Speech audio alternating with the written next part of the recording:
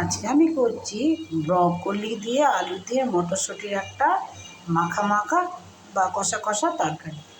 তা প্রথমে কী করলাম, প্রথমে আমি করলাম ব্রকলি আলু হালকা করে নুন হলুদ দিয়ে ভেজে রেখেছি, এই যে ভেজে রেখেছি।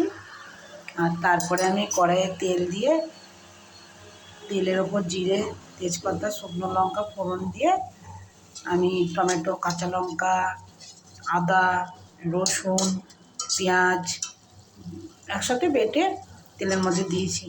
দিয়ে এখন ওটি কষানো চলছে। এটা যেই তেল ছাড়বে একটু কাঁচা ভাবটা গন্ধটা যেই চলে যাবে, তারপরে আমি আস্তে আস্তে এই ভাজা কপি আলুটা দেবো, দিয়ে কষাবো। কষিয়ে অল্প করে আমি জল দিয়ে দেবো।